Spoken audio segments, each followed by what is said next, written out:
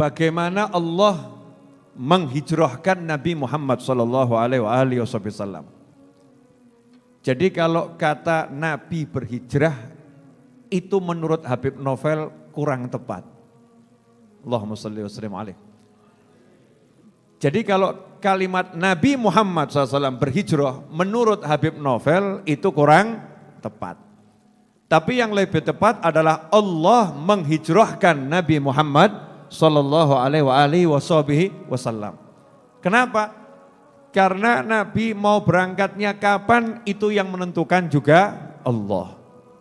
Diizinkan berangkatnya kapan yang menentukan juga Allah. Kalau Nabi berhijrah berarti sewaktu-waktu, sakwayah-wayahe, semau-maunya, kapanpun juga Nabi Muhammad SAW bisa berhijrah. Tetapi sahabat beliau berangkat hijrah ke Habasyah. Sahabat beliau SAW berangkat hijrah ke Madinah. Nabi Muhammad SAW masih ada di Mekah, gak kemana-mana. Padahal di Mekah dicaci, di Mekah dimaki, di Mekah dihina, di Mekah dimusuhi. Dengan intimidasi dan lain sebagainya. Tidak ada pembalasan dari Nabi Muhammad SAW. Beliau selalu mencari jalan damai. Gimana caranya dakwah ini tidak perlu keributan dan tidak menimbulkan keributan. Sampai akhirnya sahabatnya disuruh hijrah. Kenapa disuruh hijrah, tidak suruh di Mekah? Udah di Mekah. Mut syahidan au iskariman au mut syahidan. Dah kalian di Mekah. Lawan tuh orang-orang kafir yang menghajar kalian. Kalau mati, mati syahid. Masya Allah. Apakah seperti itu? Enggak. Nyawamu berharga. Nyawamu bernilai. Makanya Allah tidak memerintahkan selama Nabi Muhammad SAW di Mekah tidak ada perintah peperangan untuk melawan orang-orang yang menyakiti Nabi Muhammad SAW dan pengikutnya. Tapi disuruh untuk sabar. Ya disuruh untuk sabar. Disuruh untuk mencari jalan damai. Apa yang dilakukan? Suruh hijrah. Cari tempat yang tidak menimbulkan pertikaian. Cari tempat yang di situ ada kedamaian.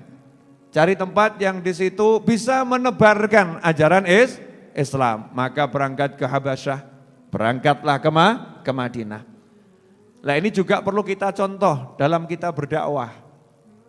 Ya, dalam kita berdakwah perlu kita contoh. Opsi nomor 1 ini loh. Untuk selalu mencari kedamaian dan perdamaian. Jangan cari musuh. La tatamannau liqa'al adu. Nabi sendiri SAW memerintahkan kepada para sahabat, walaupun sahabatnya kuat, walaupun sahabatnya siap apapun, perintah Nabi jelas. La tatamannau liqa'al adu. Kama qala SAW. Jangan sekali-kali kalian bercita-cita pengen ketemu musuh. Ini kadang kita ini asiknya kalau ketemu musuh ya. Begitu kelompoknya banyak, kelompoknya kuat, kita jalan pengen dimusuhi ya. Mana musuhnya ini?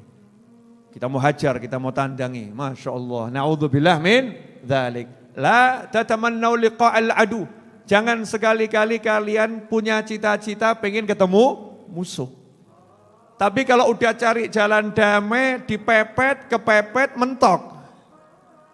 Kemudian ketemu musuh, musuhnya kok pengen menghajar kalian. Maka di situ muncul banyak hadis. Di antaranya orang yang meninggal karena mempertahankan hartanya, misal menghadapi perampok sampai meninggal dunia, maka orang yang seperti itu adalah orang yang gugur sebagai syuhada. Tapi diusahakan jangan pernah cari musuh. Hindari musuh. Nah ini yang perlu diajarkan kepada anak-anak kita.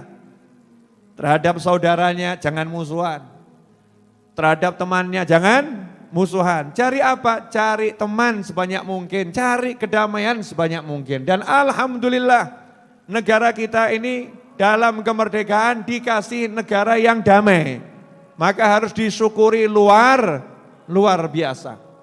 Terus ciptakan yang namanya perdamaian. Dan kalau mampu hapuskan yang namanya permusuhan. Sesuai dengan kapasitas masing-masing.